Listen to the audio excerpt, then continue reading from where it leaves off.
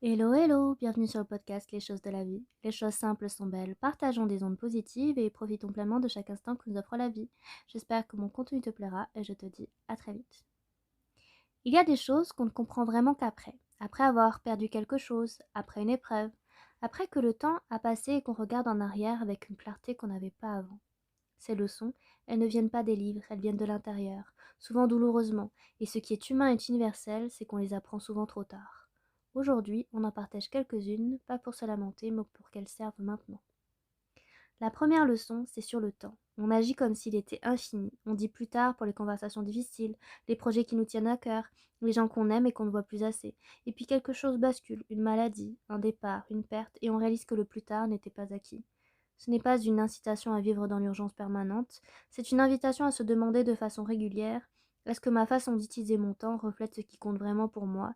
Est-ce que je reporte des choses importantes au profit des choses urgentes mais peu significatives? Le temps est la seule ressource qu'on ne peut pas récupérer. La deuxième leçon concerne les gens. On a tendance à croire que les gens qui comptent pour nous le savent, qu'on n'a pas besoin de le dire, ce qui est évident. Souvent, ça n'est pas le cas. Les gens ont besoin d'être vus, nommés, remerciés, et on a souvent du mal à le faire tant que tout va bien. On apprend aussi trop tard qu'on ne peut pas changer l'autre, mais qu'on peut choisir comment on répond à l'autre, qu'une relation qui souffre depuis des années ne va pas se réparer toute seule, qu'attendre que ça change sans rien faire n'est pas de l'espoir, c'est de l'inertie, et qu'on perd parfois des gens, non pas à cause d'un grand conflit, mais d'une accumulation de petites négligences. La troisième leçon, c'est sur la relation à soi. Beaucoup de gens passent des années à vivre pour une image, l'image qu'ils veulent projeter, l'identité qu'ils croient devoir habiter, et un jour ils réalisent que cette image ne leur ressemble pas vraiment. On apprend tard que la validation extérieure ne rassasie jamais vraiment, que les opinions des gens qui ne nous connaissent pas vraiment ne méritent pas autant de poids qu'on leur en donne.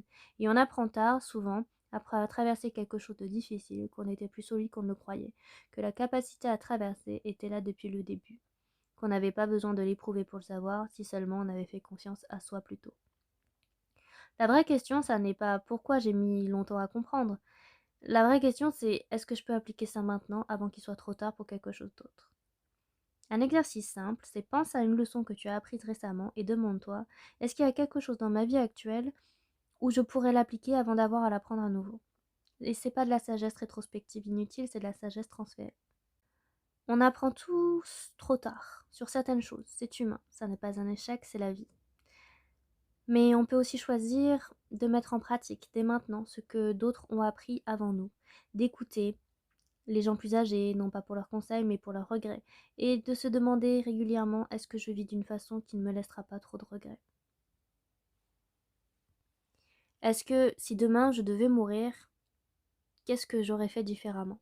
Et qu'est-ce que je peux faire pour le changer? Je te remercie d'avoir écouté mon podcast. Je te dis à très vite et en attendant, prends bien soin de toi.